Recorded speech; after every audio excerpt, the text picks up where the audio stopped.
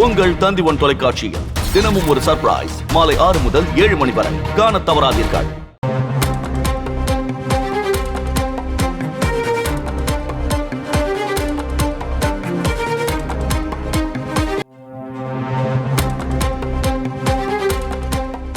கர்நாடகாவில் கன்னடர்களுக்கு 100% இடஒதுக்கீடு வழங்கும் மசோதாவுக்கு அமைச்சரவை ஒப்புதல் அளித்திருக்கிறது.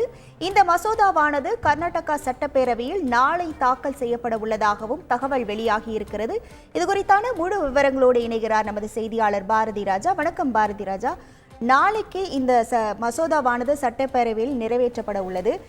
அப்படி இந்த மசோதா தாக்கல் செய்யப்பட்டால் கர்நாடகாவில் என்னென்ன மாற்றங்கள் ஏற்படும்? கண்டிப்பாக முதல்ல இந்த மசோதால என்னென்ன முக்கிய அம்சங்கள் இடம்பெற்றிருக்குன்னு பார்க்கணும். முதல்வர் சித்தராமையா அவர்கள் இன்று போட்ட ஒரு ட்வீட் தான் இவ்வளவு பெரிய விஷயத்துக்கு காரணம். என்றால் 100% கன்னடர்களுக்கு இடஒதுக்கீடு என்ற ஒரு ட்வீட்டை போட்டிருக்கிறார். அதுதான் இந்த மசோதாவின் முக்கிய அம்சம் என்றும் அந்த எக்ஸ் பக்கத்தில் தகவலாக குறிப்பிட்டிருந்தார். அந்த பதிவானது தற்போது டெலிட் செய்யப்பட்டிருக்கிறது என்பதுதான் முக்கிய தகவல். ஆனால் இந்த மசோதாவை பொறுத்த மட்டில் இந்த மசோதாவில் என்னென்ன மாதிரியான அந்த வரைவு இருக்கிறது என்றால், அட்மினிஸ்ட்ரேட்டிவ் போஸ்ட் என்று சொல்வார்கள், நிர்வாக பொறுப்பு பணியிடங்களுக்கு 50% இடஒதுக்கீடு கன்னடர்களுக்கு கொடுக்க வேண்டும். அதே போல நான் அட்மினிஸ்ட்ரேட்டிவ், அதாவது பிற இடங்கள் நிர்வாகமற்ற மற்ற பணியிடங்களுக்கு 75% கன்னடர்களுக்கு இடஒதுக்கீடு வழங்க வேண்டும் என்றுதான் இந்த மசோதாவின் வரைவு அறிக்கையில் குறிப்பிடப்பட்டிருந்தது. அந்த வரைவு அறிக்கை கூட நமக்கு கிடைத்திருக்கிறது என்பது முக்கிய தகவல். ஆனால் சித்தராமையா போட்ட அந்த எக்ஸ் பதிவில் அவர் மிக தெளிவாக குறிப்பிட்டிருந்தார், 100% கன்னடர்களுக்கு இடஒதுக்கீடு மசோதா என்பதை மிக தெளிவாக குறிப்பிட்டிருந்தார். அந்த பதிவு தான் தற்போது டெலிட் செய்யப்பட்டிருக்கிறது என்பது குறிப்பிடத்தக்கது. இது போன்ற பதிவு வெளிவந்த உடனேயே பல்வேறு தொழிலதிபர்களும், முக்கியமாக சொல்ல வேண்டும் என்றால் இந்த பொருளாதார வல்லுநர்கள் அனைவருமே இந்த மசோதா நிறைவேற்றப்பட்டால் கர்நாடகாவிற்கு முதலீடுகள் பெரும் அளவில் குறையும். ஏனென்றால் வெறும் கன்னடர்களை மட்டும் நம்பி இங்கு முதலீடு செய்ய முடியாது. அவர்களுக்கு தொழில்நுட்ப ரீதியாக ஆட்கள் தேவை என்றால் வெளி மாநிலத்தில் இருந்து அவர்களை அழைத்து வர வேண்டியிருக்கும். இது போன்ற சூழல்கள் எல்லாம் இருக்கும். 100% இடஒதுக்கீடு என அறிவித்தால் அவர்களுக்கு தேவையான அந்த அனைத்து விஷயங்களும் இங்கு கிடைக்குமா என்ற ஒரு கேள்வி எழும்.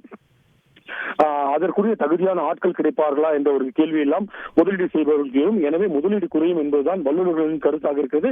நாளை இந்த மசோதா சட்டப்பேரவையில் தாக்கல் செய்யப்பட இருக்கிறது.